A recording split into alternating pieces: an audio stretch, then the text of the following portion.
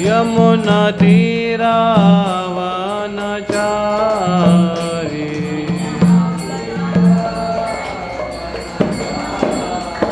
जय राधा माधव कुंज बिहारी।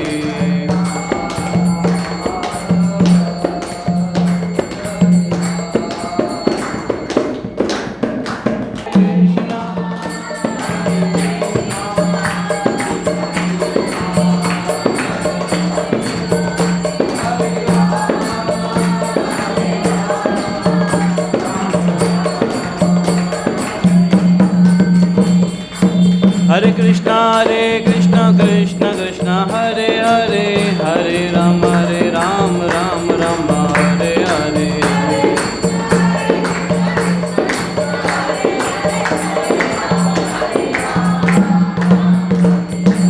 हरे कृष्ण देवाय। ओम नमो भगवते वासुदेवाय।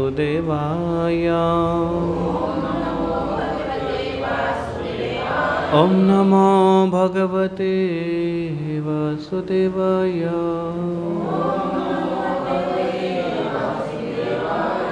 ओम अज्ञानतिमिरान्धस्य ज्ञानाञ्जनशलाकया चक्षुरुन्मीलितं येन तस्मै श्रीगुरवे नमः। आहे आपल्या बुधवारच्या सत्संग कार्यक्रमामध्ये आपण चर्चा करतोय भगवद्गीता अध्याय क्रमांक 1 आणि श्लोक क्रमांक कोण सांगेल? 4. Very correct. आपण 4 वर मागच्या वेळेस चर्चा केली होती आणि उर्वरित भागावर आपण आज चर्चा करणार आहोत. 4 श्लोकातला आपण काय चर्चा केली होती मागच्या वेळेस? कोण सांगेल? अर्जुन समायुधी युयुधान विराटश्च द्रुपदश्च महारथः अत्र शूरा महेश्वासा भीमार्जुन समायुधी युयुधान विराटश्च द्रुपदश्च महारथः अत्र शूरा महेश्वासा भीमार्जुन समायुधी युयुधानो विराटश्च द्रुपदश्च महारथः. 2 माताजी 2 प्रभूजी कोण म्हणेल? भीमार्जुन समायुधी युयुधानो विराटश्च द्रुपदश्च महारथः. अजून कोण म्हणेल? अत्र शूरा महेश्वासा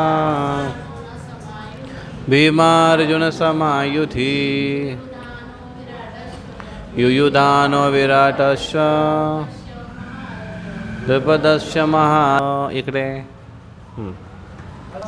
अत्र शूरा महेश्वासा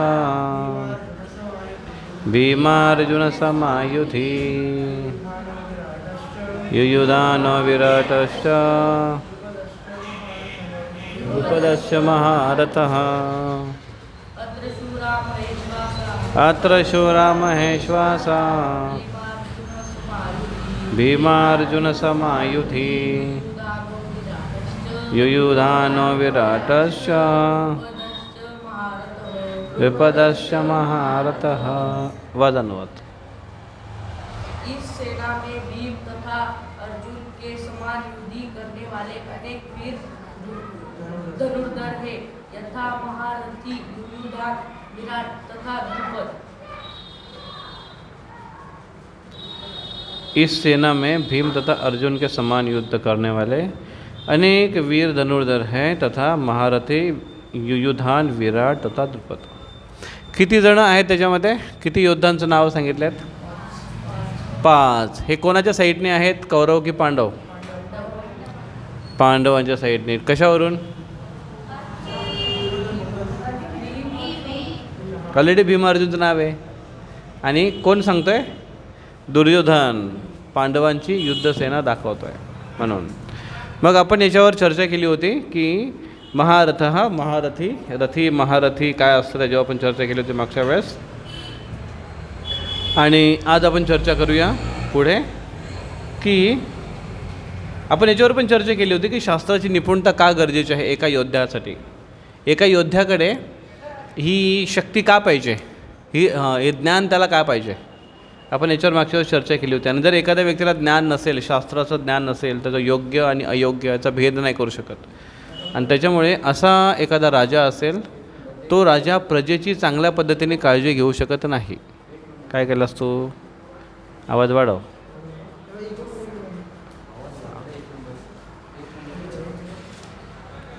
हरे कृष्ण हरे कृष्ण. बस हरे कृष्ण. 1 नंबर फक्त पिन कुठल्याच्या टाकले? 1 नंबरमध्ये टाकले का? 1 नंबर वाढव. इको 0 कर. हरे कृष्ण आवाज वाढव. हरे कृष्ण आवाज वाढव. 1 नंबर बटन कुठला आहे? त्या साईडने. हां वाढव.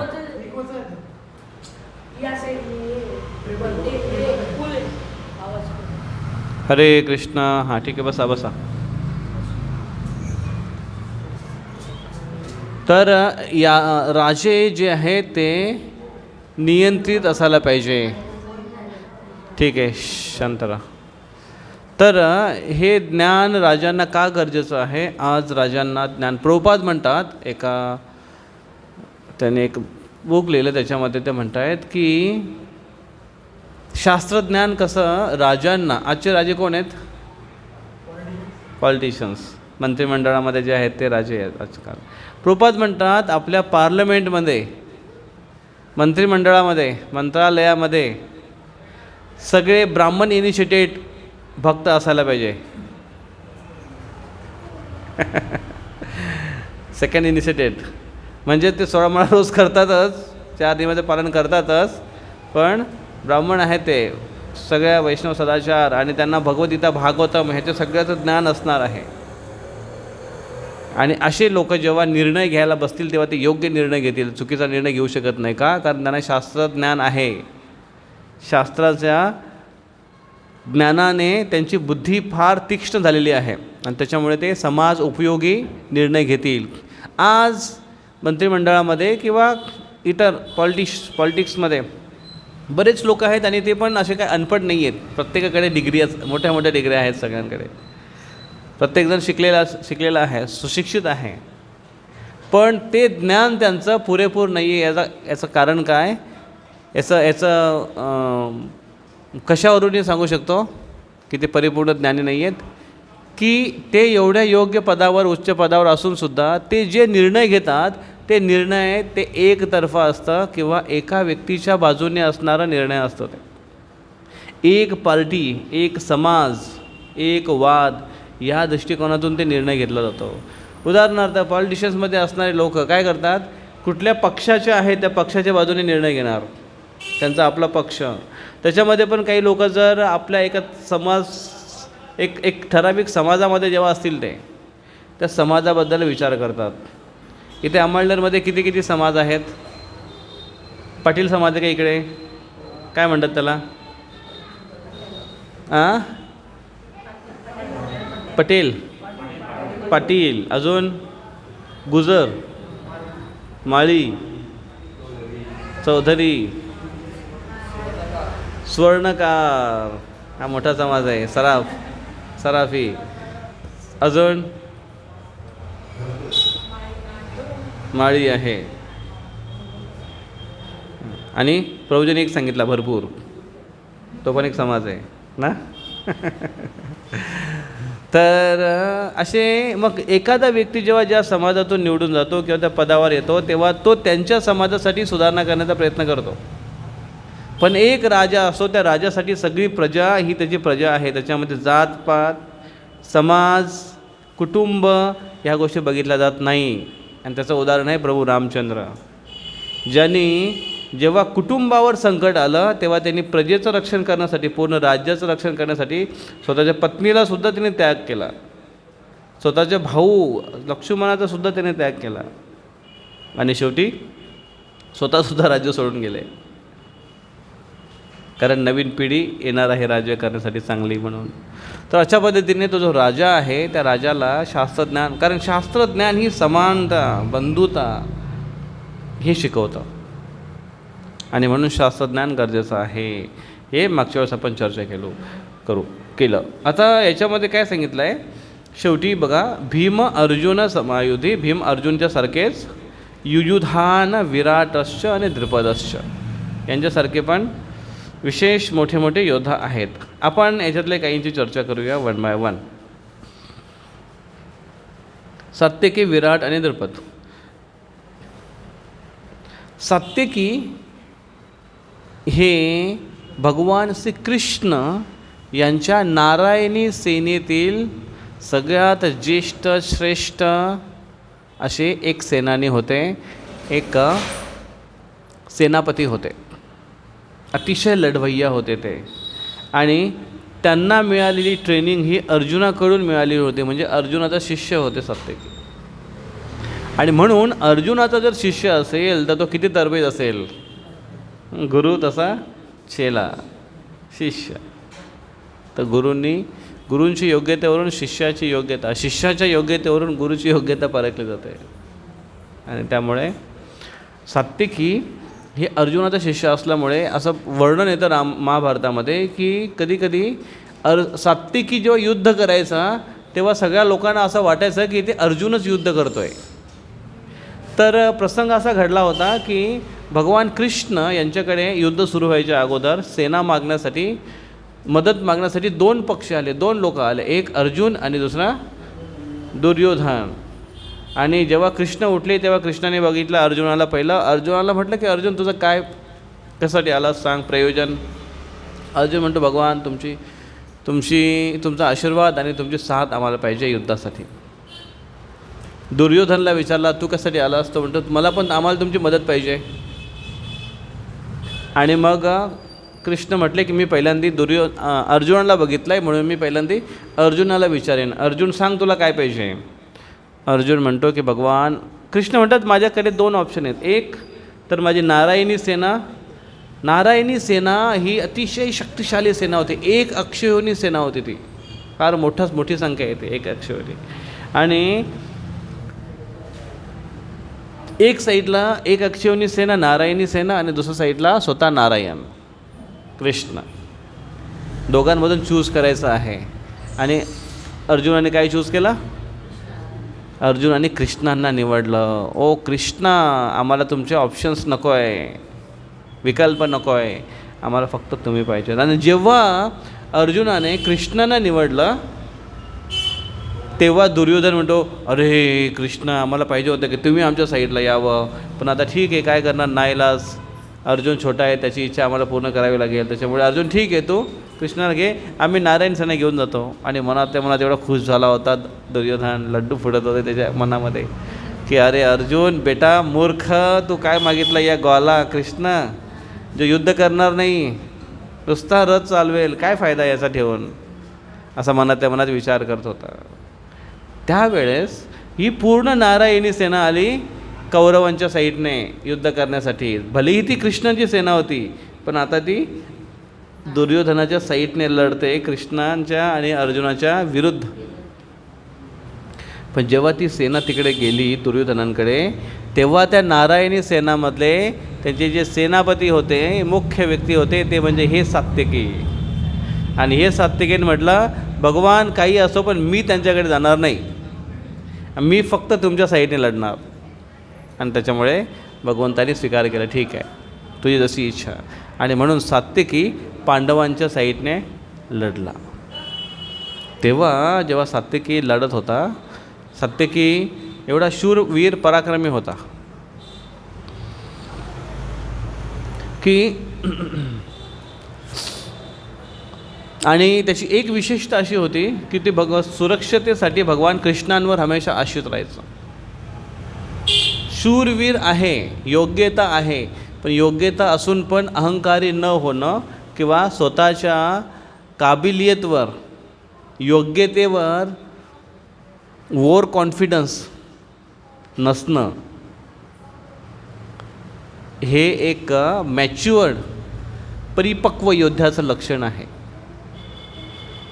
नाहीतर जनरली कसं होतं की एखाद्या व्यक्तीकडे खूप जर शक्ती असेल किंवा खूप जर टॅलेंट असेल त्याला त्याचा एवढा ओव्हर कॉन्फिडन्स येतो आहे की तो येणाऱ्या संभाव्य जे घटना आहे किंवा दुष्परिणाम आहे त्यालासुद्धा तो जुमानत नाही आणि म्हणून त्याच्या जीवनामध्ये बरेच लवकर ॲक्सिडेंट घडतात. आणि सात्विकी तसा नव्हता. सात्विकी योद्धा होता, शक्तिशाली होता, पण तरीसुद्धा भगवान कृष्णावर आश्रित होता आणि भगवान कृष्णांच्या आशीर्वादानेच तो पुढे जायचा. तर अशा पद्धतीने सात्विकी यांचं वर्णन येतं. सात्विकीचं वर्णन अजून बऱ्याच ठिकाणी येतं. अजून एक ठिकाणी असं वर्णन मी वाचलं होतं की महाभारतामध्ये एक प्रसंग येतो खास करून, ज्या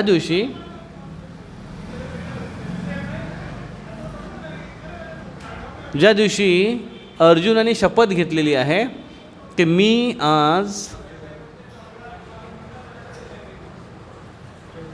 जयद्रथ याचा वध करेन सूर्यास्तापर्यंत, आणि नाही जर केलं तर मी अग्नीमध्ये स्वतःला अग्नी प्रवेश करेन. त्यावेळेस जयद्रथला वाचवण्यासाठी सगळी सेना आणि मोठे मोठे सेनापती लागले होते. असं घडलं होतं आणि त्याच्यामुळे जयद्रथपर्यंत पोहोचणं शक्यच नव्हतं. त्यावेळेस अर्जुन मात्र सैन्यांची टोळी फोडत दनादन अशी जोराने स्पीडने निघाले होते. तेव्हा द्रोणाचार्य त्यांच्या समोर आले आणि द्रोणाचार्याने त्यांना चॅलेंज केलं. द्रोणाचार्यांशी ते लढायला लागले, पण द्रोणाचार्य एवढे तरबेज, कारण द्रोणाचार्य त्यांचे गुरु आहेत, गुरूंना हरवणं कसं शक्य आहे. आणि त्याच्यामुळे त्यांनी खूप हे केलं. आणि कृष्ण म्हणतात अर्जुन द्रोणाचार्याशी तू दिवसभर जर लढलास ना तरी तू द्रोणाचार्याला मारू नाही शकत किंवा हरवू नाही शकत. त्याच्यामुळे बेटर वे निघ इथून. आणि जेव्हा अर्जुन तिथून निघाला युद्ध सोडून, तेव्हा द्रोणाचार्याने म्हटलं की अर्जुन तुला काय मी हेच शिकवलं युद्धामध्ये की तू पळून जाणं आणि शत्रूला न मारता घाबरून जाणं. तर तेव्हा भगवान कृष्ण म्हणतात अर्जुनाला सांगतात की भगवान कृष्ण म्हणतात की द्रोणाचार्य अर्जुन तुमचा दुश्मन नाही, अर्जुन तुमचा शिष्य आहे. आणि त्याच्यामुळे शिष्य आणि गुरु जर लढत असतील समोर तर गुरूंना न लढता शिष्य निघून जाऊ शकतो, काही प्रॉब्लेम नाही. आणि अशा पद्धतीने सांगून कृष्ण त्याचा रथ घेऊन निघून गेले पुढे. आणि जेव्हा अर्जुन खूप दूर गेला त्यावेळेस अर्जुनला जाताना अर्जुनाने सांगून ठेवलं होतं की इथे युधिष्ठिर महाराजांना पकडण्याचं हे खूप प्रयत्न करतील पांडव. त्यांचं 2 कळ होते, पांडवांचे 2 प्लॅनिंग होते. एक पहिला प्लॅनिंग की कसंही करून जयद्रथला वाचवणं. जयद्रथ जर वाचला तरी अर्जुन मरणार, कसा? अग्निपरीक्षा. आणि जयद्रथ जर मेला तरी अर्जुन मरणार, कसा? ते नंतर सांगेल, मला आठवण द्या. आणि जर ते शक्य नाही झालं तर इकडे युधिष्ठिर महाराजांना आपण बंदी बनवू, कारण अर्जुन जर तिकडे गेला फुल स्पीडने तर युधिष्ठिर महाराजांना वाचवण्यासाठी कोण राहणार नाही. आणि त्याच्यामुळे युधिष्ठिर महाराजांना जर बंदी बनवलं तर युधिष्ठिर महाराजांना परत आपण द्यूत खेळण्यासाठी घेऊन जाऊ, परत त्यांना द्यूत म्हणजे चौसर खेळण्यासाठी घेऊन जाऊ आणि परत युधिष्ठिर महाराजांना हरवू आणि परत त्यांना 12 वर्षे वनवासाला पाठवून देऊ. म्हणजे दर 12 वर्षानंतर असंच करायचं आपण, असं त्यांचं प्लॅनिंग होतं. का? कारण त्यांनी हे पण बघितलं होतं दुर्योधनाने की पांडवांवर विजय मिळवणं एवढं सोपं नाही आहे. कारण आतापर्यंत भीष्मांनासुद्धा त्यांनी, आता हे बरेच दिवस होऊन गेले, युद्धाच्या काही दिवसानंतरची गोष्ट आहे. आणि त्या वेळात भीष्म पितामहाचा वध ते युद्धभूमीवर पडले पण होते. अशा वेळेस मग युधिष्ठिर महाराज इकडे होते. युधिष्ठिर महाराजांचे रक्षण करण्यासाठी कोण कोण होता? भीमसेन होते, सात्यकी होते. मग त्यावेळेस अर्जुन सांगून गेला की युधिष्ठिर महाराजांची रक्षा करा आणि मी चाललो. अर्जुन गेला पुढे. अर्जुन खूप दूर गेला आणि अर्जुनाचं काहीच रिझल्ट येत नाही आहेत. काय करतो आहे अर्जुन, कुठे आहे अर्जुन, काहीच त्यांना दिसत नाही. त्याची फ्लॅग आपण त्याचा थोडं पुढे या, माताजी पुढे या, इथे या, इकडे या, तुम्हीच इथे पुढे बसा. अर्जुनाच्या रथाच्या वर जो झेंडा होता ना, तो झेंडासुद्धा दूर दिसत नव्हता. आणि त्याच्यामुळे युधिष्ठिर महाराजांना चिंता पडली की अर्जुनाचा रथ आहे कुठे, अर्जुन आहे कुठे, अर्जुन जिवंत तर आहे ना नक्की. आणि म्हणून त्यांनी सांगितलं युधिष्ठिर महाराजांना, भीमसेन तुम्ही जा, तू जा आणि अर्जुन कुठे आहे ते बघ.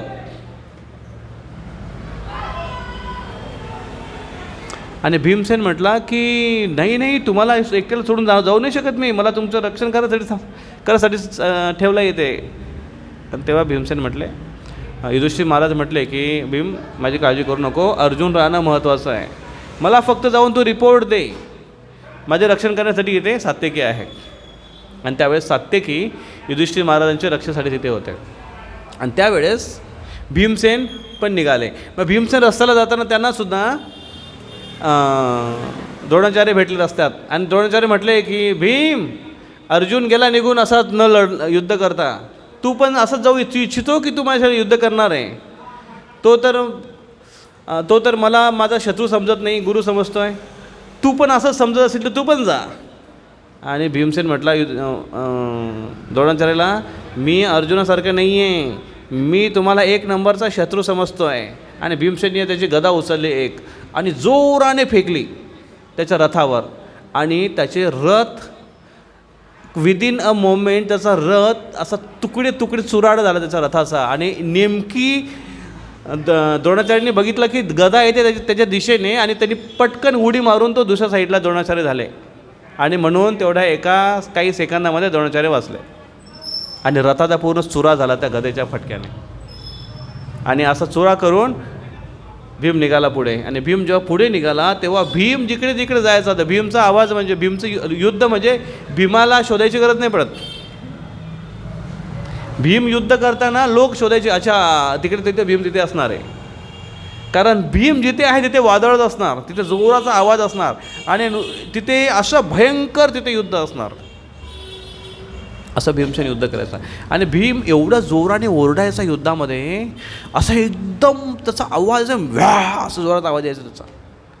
आणि त्या आवाजामध्ये रथावर झेंड्यावर बसलेले जे हनुमान आहेत ते पण आपला आवाज त्याच्यामध्ये मिक्स करायचा. आणि दोघांचा आवाज एवढा जोरात व्हायचा की समोरचे जे युद्धपक्षी आहेत, समोरचे जे लढणारे जे आहेत त्यांचा थरकाप उडायचा.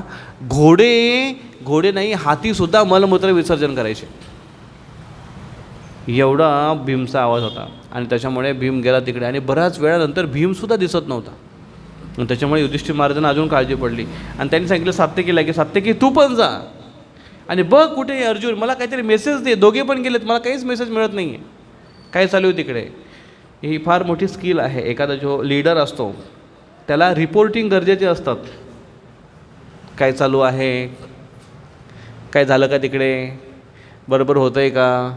त्याला रिपोर्टिंग जरी कळलं तर त्याला नियोजन नाही करता येणार, आहे की नाही. मग ते प्रोग्रामचं नियोजन असू दे, सत्संगचं नियोजन असू दे, युद्धाचं नियोजन असू दे किंवा लग्नाचं नियोजन असू दे, आहे की नाही. रिपोर्टिंग फार गरजेची आहे. तर मग सात्यकी म्हणता की नाही मला तुम्हाला सोडून जाता येणार नाही. आणि मग तेव्हा युधिष्ठिर महाराज म्हटले की नाही नकुल सहदेव आहेत ना माझ्यासोबत, तू जा. आणि जेव्हा सात्यकी तिथून जायला निघाले आणि सात्यकी फार शूरवीर होते, तेव्हा त्यांनी दूरूनच बघितलं आणि त्यांनी सांगितलं की काही जायची गरज नाही म्हणे, ते बघा तिथे भीमसेन तिकडे लढतायत. आणि भीमसेन अशा त्वेषाने लढतायत, तिथून हे दिसतं की अर्जुन सुरक्षित आहे. आणि भीमला सांगून पाठवलं होतं की जर तुला दिसला की अर्जुन सुरक्षित आहे, अर्जुन लढतोय तिकडे, तर जिवंत आहे हे कळलं तर जोराने तिकडनं आवाज कर. आणि भीमसेने जोराने तिकडनं आवाज केला आणि यांना कळलं सगळं काय व्यवस्थित आहे. तर त्यावेळेस तो प्रसंग येतो जेव्हा सात्यकी त्यांचं रक्षण करत होते. आणि सात्यकी एकटेच मोठ्या मोठ्या रथींना, महारथींना पराभूत करायचे, कारण हे सात्यकी स्वतः एक अतिरथी होते. अर्जुनाचा शिष्य, आणि त्यांची कृष्णांवर खूप खूप खूप खूप जास्त निष्ठा होती. त्यांचं एक नाव आहे युयुधान, आणि इथे काय शब्द वापरला, युयुधान विराट असते. युयुधान म्हणजे सात्यकी, त्याचं एक नाव आहे. दुसरा एक राजा आहे, राजा विराट. राजा विराटबद्दल आपण थोडंफार ऐकलं, कारण राजा विराट यांचा पुत्र, त्यांची एक मुलगी उत्तरा, त्याचा मेव्हणा होता. त्याच्या बहिणीचं नाव होतं, त्याच्या मिसेसचं नाव होतं सुदक्षिणा. आणि सुदक्षिणाचा भाऊ म्हणजे यांचा कोण झाला, साला ना, साला का साले, शालक. भुसावळचे लोक शालक म्हणतात, शालक म्हणजे साला बोलायला जरा बरं नाही वाटत ना, म्हणून काय म्हणतात शालक. त्याचा साला, मेवणा नाही म्हणत, शाला म्हणतात. पण तो साला खरोखर साला होता, आणि तो एवढा साला होता की त्याने त्याच्या जिजाला सुद्धा परेशान करून सोडला होता. आणि तो कमांडर इन चीफ होता त्या युद्धाचा, त्यांचे जे सैन्य होते त्यांचे, आणि अतिशय शक्तिशाली होता. आणि त्यावेळेस इथे एक राजा होते सुशर्मा, ते त्यांचे पडोसी राजा होते, आणि ते खूप वेळा त्यांच्या राज्यावर आक्रमण करायचे. पण कीचक असल्यामुळे, कीचक फार, त्याचं नाव होतं कीचक. सुदक्षिणाचा भाऊ होता, म्हणजे याचा साला, यांचं नाव होतं कीचक. कीचकचं नाव ऐकलं, कीचक? हां, एक कीचक होता, एकदम दिसायला कुरूप, काळा भद्दा, पण अतिशय शक्तिशाली होता. तो अतिशय शक्तिशाली होता कीचक, त्याला मारणं शक्य नव्हतं. त्याच्यामुळे तो विजयी व्हायचा, आणि सुशर्माला किती वेळा त्याने हरवलं होतं. पण त्या कीचकने एक मोठा प्रॉब्लेम केला. काय प्रॉब्लेम केला की ह्या अज्ञातवासामध्ये जेव्हा पांडव तिथं राहत होते, तेव्हा भीमसेन एक रसोईया बनले होते, आणि युधिष्ठिर महाराज, कंक, ते एक चौसर त्यांना शिकवणारं बनले होते राजाला, विराट राजाला. आणि द्रौपदी सैरंध्री बनली होती. सैरंध्री म्हणजे राणी जी असते ना, त्या राणीचे केश विन्यास करण्यासाठी, आणि तिचा मेकअप, ॲक्च्युली आजच्या भाषेत जर म्हणाल तर ब्युटिशियन्स म्हणा तुम्ही आज, ती बनली होती. एक साधारण पेशा तिने घेतला होता. पण आणि ती जरी ब्युटिशियन असेल तरी ती स्वतः कधी मेकअप करत नव्हते. असं होतं का? ब्युटिशियन्स फक्त दुसऱ्याचा मेकअप करतात, स्वतः करत नाही. करतच असते ना थोडंफार. ती करत नव्हती द्रौपदी. का माहिती आहे, काय करत नव्हती? कारण द्रौपदी ऑलरेडी एवढी सुंदर होती, आणि जर तिने मेकअप केलं तर मग अजून प्रॉब्लेम व्हायचा तिथे, आणि म्हणून ती एकदम साधी सिंपल राहायची. कधी कधी जास्त मेकअप केल्याने मोठा प्रॉब्लेम होऊ शकतो, पण प्रॉब्लेम बिना मेकअपचा सुद्धा येऊ शकतो.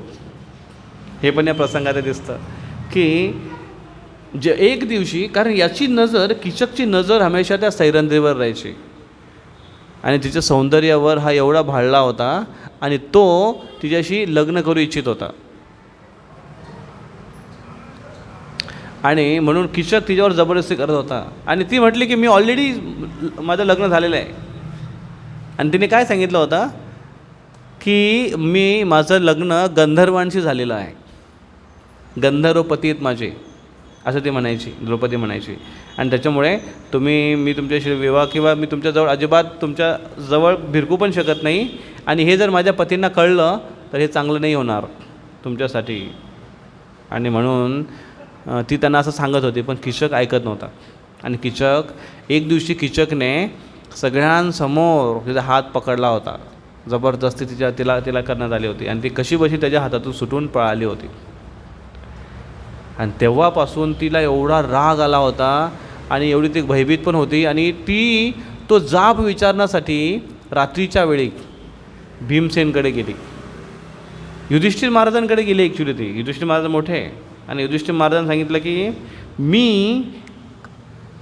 मी का म्हणून सहन करावं. ती म्हणत होते, मी का म्हणून सहन करावं, मी एक साधारण स्त्री नाही आहे, मी यज्ञातून उत्पन्न झालेली आहे, माझा साधारण सारखा जन्म झालेला नाही आहे.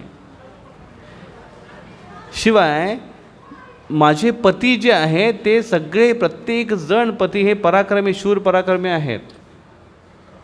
मी कुठल्याही प्रकारचा गुन्हा केलेला नाही किंवा माझ्याकडून काही पाप घडलेलं नाही, मी का म्हणून हे सहन करावं, अशी ती म्हणत होती. आणि तेव्हा युधिष्ठिर महाराज म्हटले की नाही, काही दिवस थोडे दिवस राहिलेत फक्त, आता तू त्याच्यापासून दूर राहा वगैरे वगैरे त्यांनी सजेशन दिलं. पण द्रौपदीचा राग काही कमी झाला नाही आणि म्हणून ती रात्री तिने भीमसेनकडे गेली आणि भीमसेनला म्हटलं आणि ती रडायला लागली. आणि मग तेव्हा भीमसेनला तिने सगळी घटना सांगितली आणि भीमसेन असा रागावला. भीमसेन म्हणतो की मी आजच त्याला खतम करेन.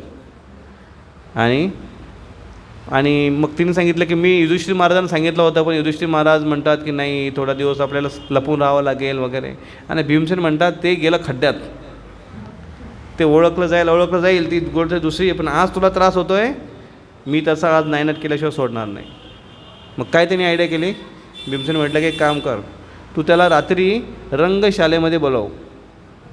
रंगशाळा होती जिथे डान्स वगैरे होता, मोठा ऑडिटोरियम आजच्या भाषेत, तिथे बोलव त्याला आणि त्याला एकट्याला बोलव.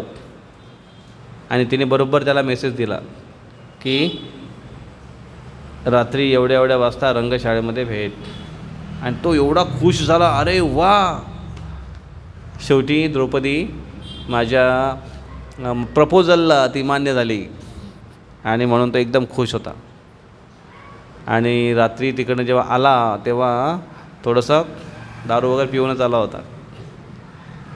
आणि तेव्हा द्रौपदी एका साईडला लपून राहिली आणि द्रौपदी त्याला आवाज देत होती की तुम्ही आले, तुमचं स्वागत आहे वगैरे वगैरे, एक छान मधुर शब्दामध्ये त्याचं स्वागत करत होती.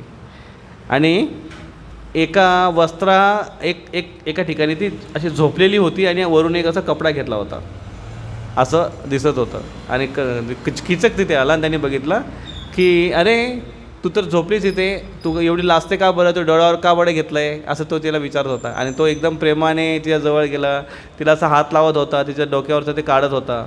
पण त्याने बघितलं की अरे तुझा अंग एवढा कडक कसं काय लागतो आहे. आणि त्याने त्याचा डोळ्यावरचं ते हे काढलं, चद्दर काढली आणि काढल्याबरोबर भीमसेने जोराने लात मारून त्याला उडवलं. आणि त्यावेळेस दोघांचं जे युद्ध झालं तिथे मल्लयुद्ध झालं, भयंकर मल्लयुद्ध झालं. ते रात्रभर त्यांचं मल्लयुद्ध चालू होतं.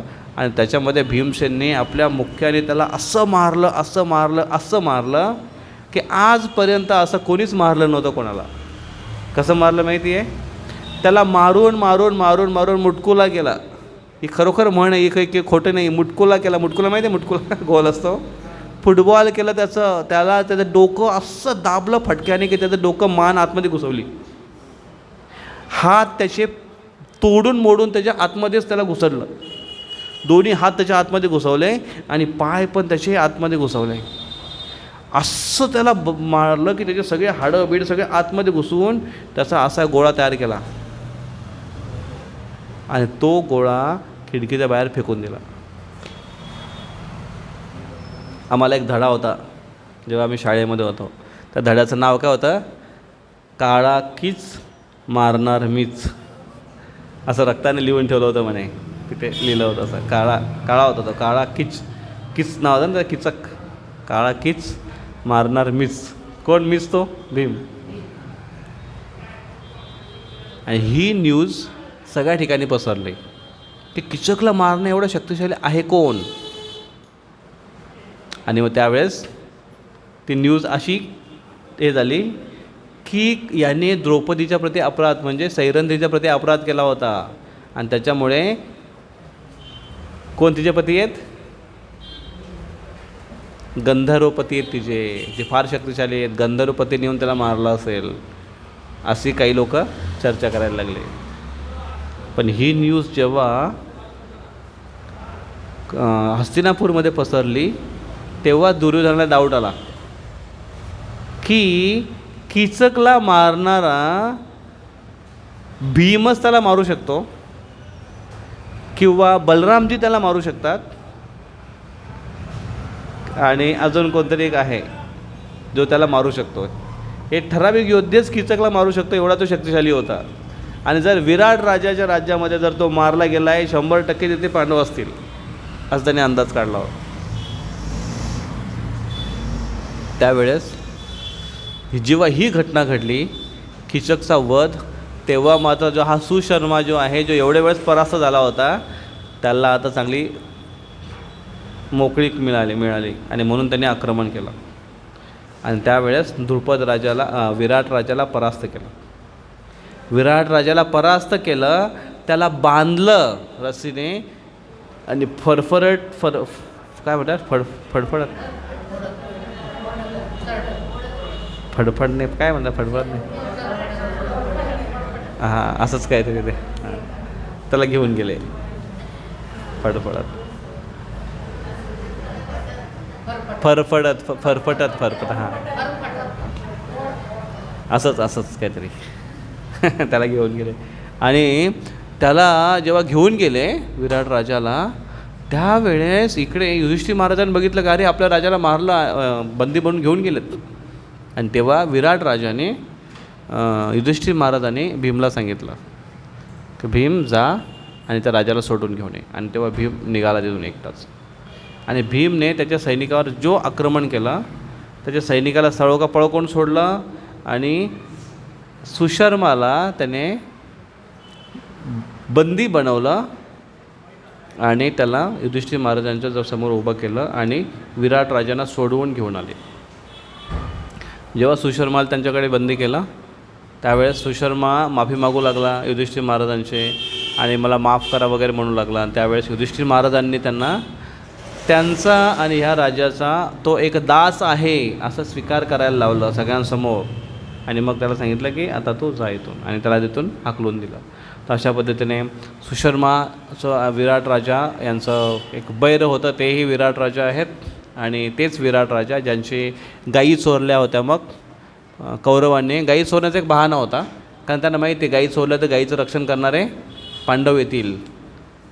कारण ते धूर्त होते, त्यांना माहिती आहे आपण धूर्त आहे, पण गायींचं रक्षण करणारे गो ब्रह्मण्य हितायाचे, जसं कृष्णांना गायी प्रिय आहेत तसे त्यांच्या भक्तांना पण गायी प्रिय आहेत. आणि त्यांच्यामुळे जर विराट राजांच्या गायी चोरल्या तर ते रक्षण करण्यासाठी पांडव हमेशा 100% येतील. का? कारण पांडव हे धर्मिष्ठ आहेत. त्यातून एक मेसेज हा पण आहे की जे लोक धर्मिष्ठ आहेत त्या व्यक्तीने गायीची रक्षा केली पाहिजे. पण गायीची रक्षा जर करू शकत नाही तर गोरक्षणासाठी मदत तर करू शकतो, नक्कीच करू शकतो की नाही. गोसेवा आहे जिथे होते, जिथे गोशाळा आहे तिथे जाऊन थोडीफार मदत तर करू शकतो. आज जर तुम्हाला सांगितलं की उचला सगळ्यांना तलवार आणि जा गायीची रक्षा करण्यासाठी, नाही निघू शकत आपण घरातून बाहेर, पण कमीत कमी जे करतात रक्षण त्यांना सपोर्ट तर करू शकतो. तर अशा पद्धतीने विराट राजा यांच्या गायी पुन्हा मिळवून दिल्या आणि एकटेच अर्जुन गेले आणि अर्जुनाने पूर्ण कौरवांना परास्त केलं. तर अशा पद्धतीने हे विराट राजा आहेत, जे फार शक्तिशाली आहेत. आणि हे विराट राजा शेवटी जेव्हा युद्ध सुरू झालं कौरव पांडवांचं, तेव्हा हे विराट राजा आपले पूर्ण सैन्यासहित कौरवांच्या विरुद्ध म्हणजे पांडवांच्या बाजूने लढायला आले. का? कारण आता ते संबंधी बनले होते पांडवांचे. विराट राजाची मुलगी उत्तरा ही अर्जुनाचा मुलगा अभिमन्यू यांना देण्यात आली होती, त्याच्यामुळे त्याचे संबंधी बनले होते. तर अशा पद्धतीने विराट राजा त्यांच्या साईडने लढले आणि मोठी सेना घेऊन आले होते. राजा द्रुपद यांच्याबद्दल आपण खूप चर्चा केली होती मागच्या वेळेस, आठवतं तुम्हाला? मागचे 1-2 श्लोक त्याच्यावर होते. द्रुपद राजा हे अतिशय शक्तिशाली आहे. द्रुपद राजाच्या मुलाचं नाव कोण सांगेल?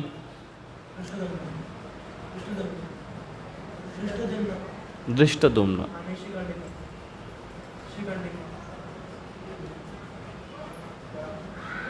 नाही, धृष्टद्युम्न. तर धृष्टद्युम्नांना त्याने हे काय केलं होतं, कशासाठी त्यांनी निर्माण केलं होतं यज्ञातून. धृष्टद्युम्न आणि द्रौपदी दोघे पण एकाच यज्ञातून बाहेर आले होते. तर द्रुपदला मारण्यासाठी त्यांचं जुनं जे वैर होतं, मागच्याच आपण चर्चा केली होती, आठवतं तुम्हाला? तर अशा पद्धतीने हे द्रुपद आणि मग द्रुपदचा मुलगा धृष्टद्युम्न हे कमांडर इन चीफ सेनापती होते पांडवांच्या साईडने. आणि द्रुपद राजासुद्धा लढायला आले होते. द्रुपद पण त्यांचे संबंधी बनले. कसे? द्रुपदचा पुत्री द्रौपदी, आणि द्रौपदी ही अर्जुनाला दिली होती, त्याच्यामुळे जावयाच्या बाजूने लढणार आणि म्हणून ते लढायला आले होते. तर अशा पद्धतीने राजा द्रुपद सुद्धा होते. आणि सुरुवातीला जे नाव आहे भीमा अर्जुन समायुधी, भीमसेन. भीमसेन अतिशय शक्तिशाली होते. भीमाच्या 3 प्रतिज्ञा आपण मागच्या चर्चा केली होती. आठवतं कोणाला 3 प्रतिज्ञा भीमसेनची?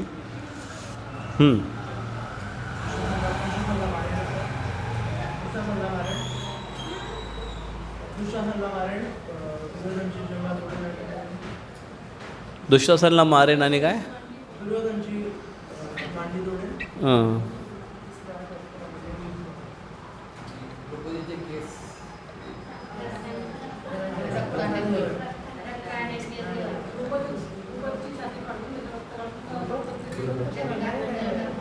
दुःशासन, हां, दुःशासनची छाती फाडून त्याचं रक्त द्रौपदीला देणार शॅम्पू केस धुवायला, ते होतं. आणि अजून कुठला सांगितला? दुर्योधनाची जांघा फोडेन मी, मांडी. आणि तिसरं होतं की सगळ्या कौरवांना मी ठार करेन एकटा, 100 कौरवांना मी एकटा ठार करेन, ही त्याची प्रतिज्ञा होती. आणि त्याच्यामुळे दुर्योधन घाबरलेला होता आणि म्हणून तो भीमसेनचं नाव घेतो आहे. आणि दुर्योधनबद्दल अजून महत्त्वाच्या गोष्टी आहेत की भीमसेन एवढा शक्तिशाली होता, पण त्याच्यामध्ये अजून एक गुण असा होता की भीमसेन किती पण जरी काय झालं तरी युधिष्ठिर महाराजांच्या विरुद्धात किंवा त्यांनी सांगितलेली गोष्ट ते भलेही कुरकुर करतील, काय करतील, ओरडतील, पण युधिष्ठिर महाराज जे सांगतील ते करायला 100% तयार. मग युधिष्ठिर महाराजांनी काही सांगो लगेच ते तयार. का? कारण युधिष्ठिर महाराज हे धर्म होते, मोठे होते, आणि त्याच्यामुळे आज्ञेचं पालन करणं हे त्यांच्यासाठी त्याला फर्स्ट प्रायोरिटी द्यायचे. असं भीमसेन होते. भीमसेन शक्तिशाली पण होते, हटिली पण होते, कधी कधी ऐकत पण नव्हते, पण युधिष्ठिर महाराजांनी सांगितलं की ह्याचं करायचं आहे, लगेच ते करायला तयार होतात. स्वतःचं मत पण देऊन टाकतील ते.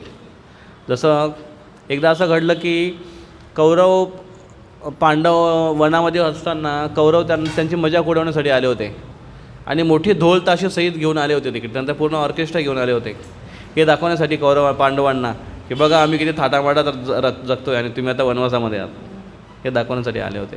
आणि त्यावेळेस मध्ये थोडासा इशू झाला दुर्योधनाचं, कारण दुर्योधन एका सरोवरामध्ये स्नान करायला जाणार होते, त्याच्यामध्ये ऑलरेडी काही गंधर्व होते, चित्ररथ वगैरे. आणि त्या गंधर्वाची आणि दुर्योधनाची शाब्दिक नोकझोक झाली आणि त्याच्यावरून युद्ध झालं. आणि त्या युद्धाने गंधर्वाने दुर्योधनाला बंदी बनवलं होतं आणि त्याला दोराने बांधून ठेवलं होतं एखाद्या पशुसारखं. तेव्हा ही न्यूज जेव्हा युधिष्ठिर महाराजांकडे पोहोचली, एक त्यातला एक सैनिक पळत गेला तिथे युधिष्ठिर महाराजांकडे आणि त्यांनी सांगितलं की आपल्या महाराज दुर्योधनाला बंदी बनवलेले आहे, तुम्ही काहीतरी करा, वाचवा त्यांना. आणि हे जेव्हा त्यांनी ऐकलं भीमसेनने, तर भीमसेननं म्हटलं अरे वा, बरं झालं, जे आम्हाला करता आलं नाही, जे आम्ही करणार होतो आम्हाला करता आलं नाही, शत्रू पक्षांनी गंधर्वाने केलं, खूप चांगलं केलं, म्हणजे मरू दे त्यांना तसंच. आणि तेव्हा युधिष्ठिर महाराज म्हटले की नाही नाही नाही भीम, तसं नाही करायला पाहिजे. जेव्हा आपण आपापसामध्ये आहे तेव्हा आपण 5, ते 100 आणि आपण 5, पण जेव्हा बाहेरचा व्यक्ती आक्रमण करतो तेव्हा आपण 105, असं युधिष्ठिर महाराजांचं म्हणणं होतं. आणि म्हणून त्यांनी सांगितलं की नाही, भीम आणि अर्जुन तुम्ही दोघे जा आणि दुर्योधनाला सोडवा. आणि त्यांनी म्हटलं की नाही नाही मरू दे त्यांना, तरी पण युधिष्ठिर महाराजांनी सांगितलं आणि भीमसेन म्हटलं ठीक आहे भैया. भैयाने म्हटलं लगेच त्यांनी निघून जाणार. म्हणजे घरामध्ये किती पण जरी मतभेद असेल तरी एखादा मोठा व्यक्ती आहे त्याचं आज्ञांचं जर पालन केलं आणि आज्ञाधारकपणा असलं तर कुटुंब हे विभक्त होत नाही. पण तो व्यक्ती आदर्श असलं पाहिजे, ते महत्त्वाचं आहे. तर अशा पद्धतीने भीमसेन त्यांच्या आज्ञाचं पालन करायचे युधिष्ठिर महाराजांच्या. भीमसेन एकदा त्यांनी एक मोठा प्रोग्राम अरेंज केला होता पांडवांकडे वनामध्ये असताना.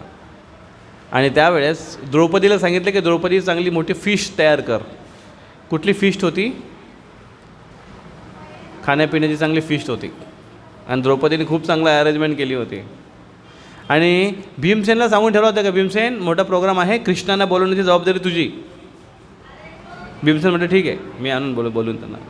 आणि त्यावेळेस प्रोग्राम व्हायला आला जवळ आणि युधिष्ठिर महाराज भेटले. युधिष्ठिर महाराज म्हणतात भीम कृष्ण आले ना, तू विसरलास नाही ना, तू बोलवायला गेला होतास ना. तेव्हा भीमसेन म्हटले, अरे बाप रे, मी कृष्णाला सांगायला विसरलो. आणि आता कृष्ण कुठे आहेत? द्वारकेला. आम्ही कुठे आहे? वनवासामध्ये.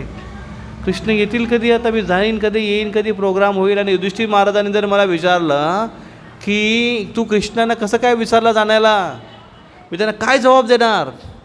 आणि त्याच्यामुळे युधिष्ठिर महाराज समोर मी काय हे डोकं माझं, काय हे सर उंच करू मी, त्याच्यापेक्षा माझं सर फोडलेलंच बरं.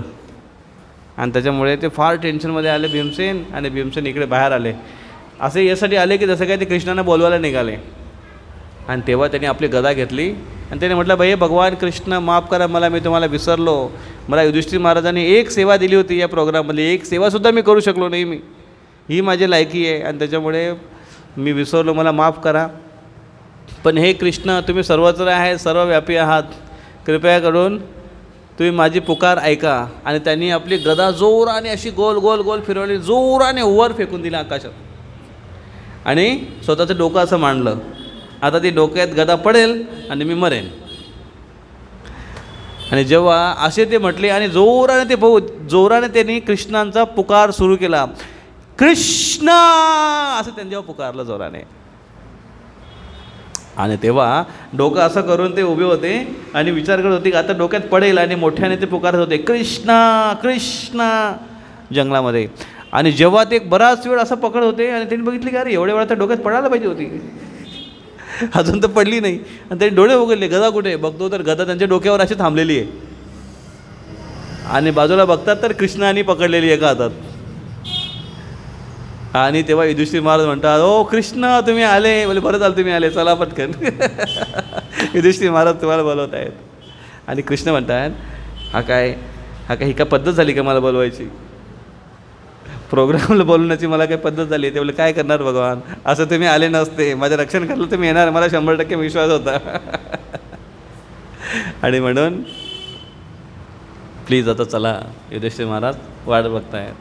अशा पद्धतीने भीमसेन जरी कसे पण होते आणि जरी ते लगेच ते भडकायचे किंवा लगेच त्यांचा डिसिजन असायचं आणि ते एकदम उग्र होते त्यांच्या कर्माने, पण तरी ते कृष्णांप्रती आणि युधिष्ठिर महाराजप्रती फुल सरेंडर, पूर्ण शरणागत होते आणि कृष्णांना पूर्ण शरणागत होते भीमसेन. एकदा पण भीमसेन जेव्हा लढाई करायचे तेव्हा भीमसेन एवढे विशेष होते. ते एकदा अश्वत्थामाने एक अस्त्र सोडला. त्या अस्त्राचं नाव आहे वैष्णव अस्त्र की नारायण अस्त्र, आय थिंक दोघांपैकी एक, पण दोन्ही पण अस्त्र आहेत. त्याने एक अस्त्र सोडला तिकडनं. आणि त्या अस्त्राचं असं आहे की त्या अस्त्राला तोडच नाही, दुसरा त्याला उपायच नाही आहे. आणि त्याच्यामुळे कुणीही त्याच्यासमोर टिकू शकत नाही. आणि त्याने जेव्हा तो अस्त्र सोडला आणि तेव्हा त्या अस्त्राला फक्त एकच उपाय आहे. काय उपाय आहे? सगळ्यांनी त्यांना दंडवत प्रणाम करायचं, सगळ्यांनी नतमस्तक व्हायचं, जमिनीवर फ्लॅट व्हायचं आणि त्यांना प्रणाम करायचं त्या अस्त्राला. तो अस्त्र काहीच करणार नाही, आशीर्वाद देऊन निघून जाईल. आणि हे जेव्हा त्याने अस्त्र सोडला तेव्हा कृष्णाने म्हटलं, अर्जुन सगळ्यांना सांग, सगळ्या सेनेला सांग, सगळ्यांनी दंडवत प्रणाम करा. आणि तेव्हा त्यांनी फटाफट मेसेज सगळ्यांनी सर्क्युलेट केलं, व्हॉट्सअप नव्हता तरी पण. आणि सगळ्यांनी फटाफट दंडवत प्रणाम केला. पण तेव्हा भीम म्हणतोय, मोडेन पण वाकणार नाही. भीमसेन म्हणतात, त्या अस्त्राने मला मारलं तरी मी वाकणार नाही, कौरवांसमोर अजिबात वाकणार नाही. आणि त्यावेळेस भीमसेन एकदम धनुष्यबाण घेऊन तयार होते आणि ते जेवढं त्याच्यावर आक्रमण करायचे तेवढं तो अस्त्र जास्त शक्तिशाली होऊन भीमसेनला जाळायला लागला. आणि भीमसेन जेव्हा आगमध्ये जाळायला लागला, ओरडायला लागला, पण वाकत नव्हता. आणि तेव्हा कृष्ण आणि अर्जुन दोघेजण पळत पळत गेले त्या भीमकडे आणि भीमाला दोघांनी पकडलं आणि त्याचं डोकं खाली दाबलं आणि त्याला प्रणाम करायला लावलं. आणि तो अस्त्र आशीर्वाद देऊन निघून गेला. कधी कधी जबरदस्ती करायला लावलेला प्रणामसुद्धा फायदेशीर ठरतो. म्हणून मुलांना आई वडील प्रणाम करायला शिकवतात ना, डोकं टेक बेटा डोकं टेक, आणि कधी कधी परत डोकं टेकत नाही, त्याचं जबरदस्ती डोकं, मग तो मुलगा काय करतो किंवा मुलगी काय करते, असं वर मान करते, आणि आई काय करते जोरात दाबते, आणि त्या दाबण्यामध्ये अचानक ताकद दोघांची मिसबॅलन्स होते आणि जोरात डोकं खाटकन लागते खाली. असं होतं बऱ्याच वेळा, पण ते पण लाभदायक असतं, वाया जात नाही. तर भीमसेनच्या अशा भरपूर स्टोरीज आहेत की जे फार पराक्रमी आणि विशेष विशेष विशेष होते. अजून तुम्हाला सांगू एक स्टोरी भीमसेनची. भीमसेन लढण्यामध्ये जसे एक्सपर्ट होते ना, तसे त्यांना एकदा त्यांच्या राज्यामध्ये एक गायक आले आणि खूप छान गायन करायचे होते आणि त्याच्याने लोकांना मंत्रमुग्ध करत होते. आणि भीमसेनला त्यांच्या डोक्यात आयडिया आली की अरे आपण गायनाबद्दल तर कधी विचार नाही केला, कधी आपण पण ट्राय मारायला पाहिजे, एकदा असं गायन करू शकतो आपण, असं त्यांना वाटलं. आणि मग त्याने ठरवलं की आपण पण गायन करू. मग त्याने गायनाचं इन्स्ट्रुमेंट मागून घेतले, हार्मोनियम पेटी मागून घेतली, आणि मग त्याने गायला चालू केले. आणि भीमसेनचा आवाज युद्धाच्या नंतरची गोष्ट ही सगळ्या सेटल झाल्यानंतर. आणि मग ते बसले गायला, आणि ती जेव्हा गायला बसले तेव्हा त्यांचा जो आवाज निघाला, तर ते आवाज ऐकून सगळे लोक डिस्टर्ब व्हायचे, सगळ्यांचं मन विचलित व्हायचं, त्यांचा कॉन्सन्ट्रेट होत नव्हता. पण एक प्रॉब्लेम होता की भीमसेनला सांगायला जाईल कोण, हा मोठा चॅलेंज होता. युधिष्ठिर महाराजांनी पण विचार केला, आणि ते मेन गेटवर बसायचे रियाज करायला असं एकदम. आणि त्याने शिकवणारा पण व्यक्ती आला होता, गायन करणारा, त्यांना शास्त्रीजी आले होते शिकवायला. आणि शास्त्रीजी पण विचार करत होते की आता कसं काय शिकवायचं आहे ना. त्यावेळेस मग त्यांनी विचार केला की काय करावं आहे ना, कसं काय सांगावं. मग तेव्हा त्यांनी द्रौपदीला सांगितलं की द्रौपदी तू सांगशील ना तर तो ऐकेल भीम. आणि मग द्रौपदी आली. द्रौपदी मला मी ट्राय करते, आणि द्रौपदी आली. पण द्रौपदीने कसं सांगितलं बघा, ही पण फार मोठी स्किल आहे. पत्नी म्हणतात की नवरे आमच्या ऐकत नाही, पण सांगण्याची कला पण त्यांना माहिती नाही आहे. ती आले भीमसेनकडे आणि भीमसेनला म्हटलं, भीमसेन तुम्ही एवढ्या दिवसापासून मी बघते की तुमचा संगीतामधली जी रुची आहे ती दिवसेंदिवस वाढत चालली आहे, आणि तुम्हाला संगीत फार आवडतं आहे. आणि ते म्हणतं हो मला संगीत शिकायचं आहे आता. पण ते म्हणतात की तुम्ही कधी बघितलं आहे का असं की संगीताचं एखादा व्यक्ती प्रॅक्टिस करतो आहे, तो असा सगळ्या लोकांमध्ये दिनदहाडे आणि एवढ्या गजबजलेल्या वातावरणामध्ये कधी कॉन्सन्ट्रेट कोण करू शकतो का. ती बोले हां बरोबर आहे, पॉईंट आहे तुझं. बघ म्हणे काय करायला पाहिजे, एकांतामध्ये जा, असं एखाद्या जंगलामध्ये किंवा अशा एखाद्या ठिकाणी रिसॉर्ट्समध्ये असं एका ठिकाण जा की जिथे डिस्टर्ब करायला तुम्हाला काहीच नाही, आणि निसर्गाच्या सानिध्यामध्ये तुम्ही खूप छान प्रॅक्टिस करू शकता. ते बोले हां बेस्ट आयडिया द्रौपदी, तूच खरी मला ओळखू शकलीस की माझ्यातला संगीतातला एक माझ्याकडे जी कला आहे ती जाणू शकलीस, तूच माझी हितेशी आहेस. आणि मग त्याने सांगितलं शास्त्रींना आपण बाहेर जाऊ, आणि ते बाहेर गेले. मग त्यांनी एक छान जागा शोधली जंगलामध्ये, आणि तिथे जाऊन त्यांचा प्रॅक्टिस सुरू झाली. मग त्यांची प्रॅक्टिस एकदम जोरदार सुरू व्हायची एकदम, आणि जंगलामध्ये काय फुल फ्लेज आणि फुल मोठ्या आवाजामध्ये एकदम त्यांचा जोरात चालू होता असं एकदम रियाज. आणि असं करता करता करता करता एक माणूस आला तिकडनं जो खूप खुश होता. तो माणूस तिकडे आला असं बघता बघता, आणि त्यांनी बघितलं, त्यांनी तो खूप खुश होता. आणि जेव्हा तो इकडे समोर आला भीमसेनच्या, तेव्हा तो एकदम दचकला, आणि त्याने बघितलं अरे तुम्ही आहेत का. तो बोले मी का म्हणजे नाही, मला वाटलं की काय वाटलं तुला, तू इकडे का बरं आलास. तो बोले नाही मी या आवाजाकडे आलो की तुम्ही करता. हां माझ्या आवाजाकडे आलाच, म्हणजे माझं गायन आहे तुला आवडलं. ते बोले हो तुमचं गायन मला खूप आवडलं, असं एकदम घाबरत बोलत होता. तर ते बोला खरं सांग घाबरू नको.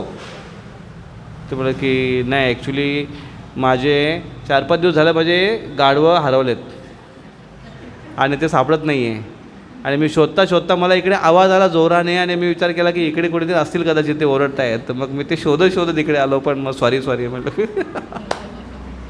भीमसेन म्हटले की अरे बाप रे, माझ्या आवाजाने तुला गाढवाचा आवाज ऐकायला आला. एवढं मधुर आवाज आहे माझं. त्याच्यामुळे भीमसेननी म्हटलं की बस झालं, रियाज पॅकअप करा, चला आपलं वापस. आणि तेव्हा त्यानं समजलं की द्रौपदीने मला काय इकडे पाठवलं होतं.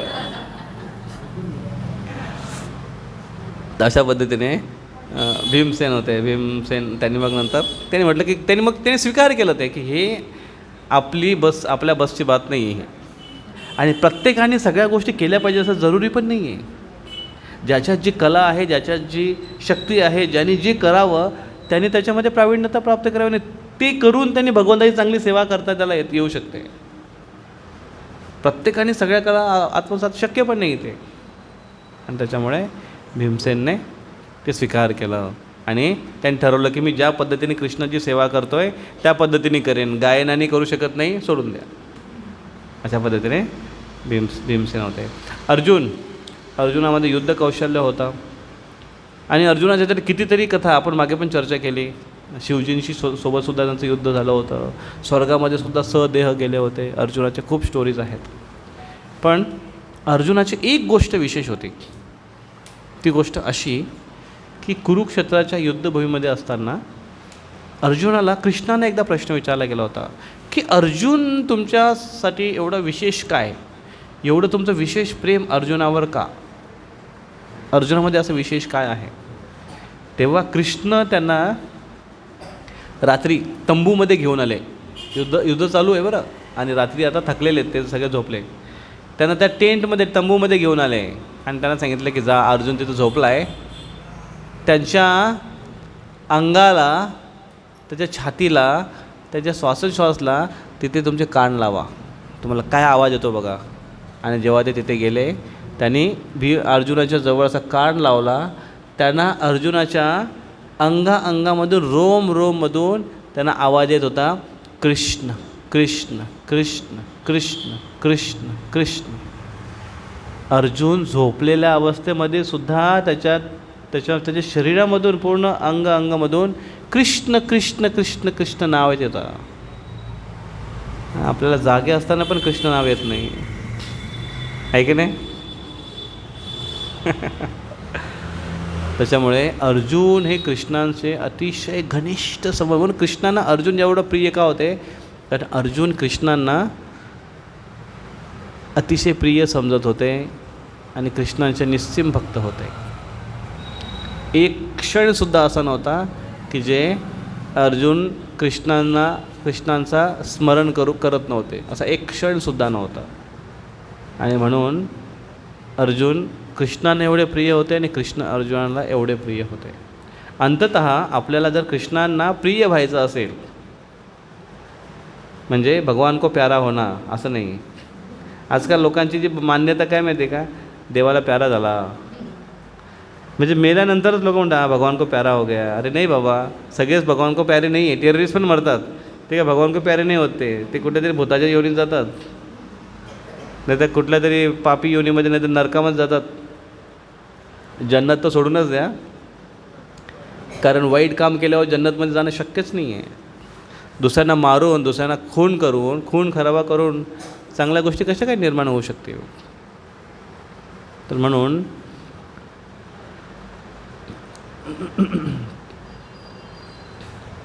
भगवंतांचं नामस्मरण जर एखादा व्यक्ती करत असेल तर त्याला अंततः भगवान स्मरण देतात.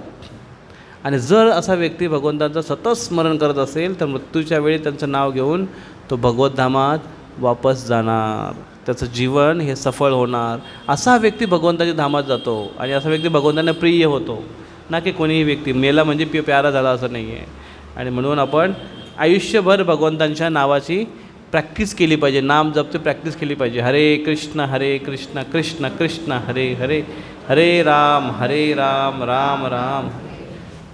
आपण भगवंताचं नामस्मरण आयुष्यभर केलं तर मृत्यूच्या क्षणी भगवंताचं नाव घेऊ शकतो. अन्यथा बघा, एक भक्त त्याला विचार सांगतायत, काय सांगतात, चॅन्ट चॅन्ट चॅन्ट, भगवंताचं नाव घे नाव घे नाव घे. हा काय म्हणतो, कांत कांत कांत. कांत घेऊ शकत नाही ते बोलतोय, पण कृष्ण बोलत नाही. तेवढे शब्द आहेत ना, नाही बोलत का, कारण जेवढे पाप जास्त तेवढं नाव घेणं कठीण. जेवढं पाप कमी, जेवढा शुद्ध होतो तेवढा अधिक तीव्रतेने नाव घेऊ शकतो. आणि म्हणून भगवंताचं नामस्मरण रोज केलं पाहिजे, नित्य नेमाने. हरे कृष्ण महामंत्राचा जप केला पाहिजे. हरे कृष्ण कृष्ण कृष्ण हरे हरे, हरे राम राम राम हरे हरे. भगवंताचं नामस्मरण रोज केलं पाहिजे.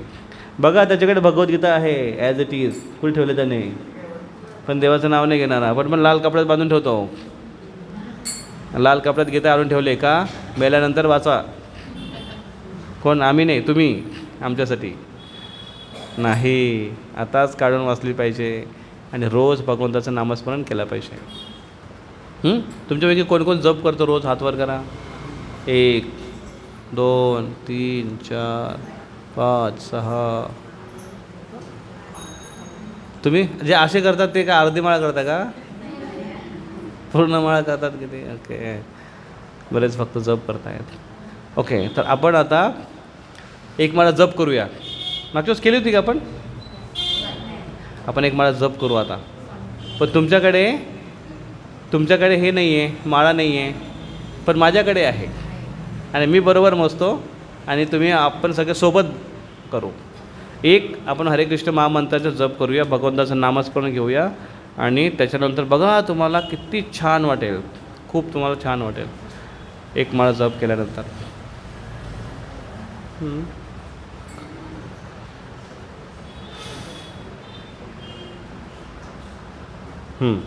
इथे हरे कृष्ण महामंत्र आहे.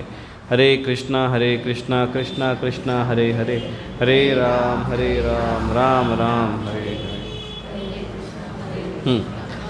म्हणूया आपण. थांबा, त्याच्या अगोदर एक मंत्र असतो. हा मंत्र उच्चारण करा. म्हणजे जप करताना लागणारे दोष आहेत, पाप आहेत, ते लागत नाही. कारण मन भटकल्यामुळे आपल्याला दोष लागतात. तर त्याच्यामुळे हा मंत्र म्हटला तर दोष लागत नाही जप करताना. सर्वांनी म्हणा. जय श्री कृष्ण चैतन्य प्रभो नित्यानंद श्री अद्वैत गदाधर श्रीवासादि गौर भक्तवृंद. सर्वांनी आता एक स्वरामध्ये आणि एका स्पीडमध्ये, थोडासा पण स्पीड आपण जास्त घेऊ आज. का माहिती आहे? कारण आपल्या मनाचा स्पीड खूप जास्त आहे आणि त्याला जर थोडंसं गॅप दिला आणि जर हळूहळू केलं तर मनाचा स्पीड जास्त असल्यामुळे मन भटकू शकतो. तेवढ्या वेळामध्ये 2 हरे कृष्ण मंत्रामध्ये तो भटकू शकतो. म्हणून त्याला स्पीडमध्ये घेऊ आपण आणि फक्त भगवंतांवर कॉन्सन्ट्रेट करण्याचा प्रयत्न करूया. सर्वांनी सोबत. हरे कृष्ण कृष्ण कृष्ण हरे हरे, हरे राम हरे हरे, हरे कृष्ण कृष्ण कृष्ण हरे हरे, हरे राम राम राम हरे हरे, हरे कृष्ण कृष्ण कृष्ण हरे हरे, हरे राम राम राम हरे हरे, हरे कृष्ण कृष्ण कृष्ण हरे हरे, हरे राम राम राम हरे हरे, हरे कृष्ण कृष्ण कृष्ण हरे राम राम राम हरे हरे, हरे कृष्ण कृष्ण कृष्ण हरे हरे, हरे राम राम राम हरे हरे, हरे कृष्ण कृष्ण कृष्ण हरे हरे, हरे राम राम राम हरे हरे, हरे कृष्ण कृष्ण कृष्ण हरे हरे, हरे राम राम राम हरे हरे, हरे कृष्ण कृष्ण कृष्ण हरे हरे, हरे राम राम राम हरे हरे, हरे कृष्ण कृष्ण कृष्ण हरे हरे, हरे राम राम राम हरे हरे, हरे कृष्ण कृष्ण कृष्ण हरे हरे, हरे राम राम राम हरे हरे, हरे कृष्ण कृष्ण कृष्ण हरे हरे, हरे राम राम राम हरे हरे.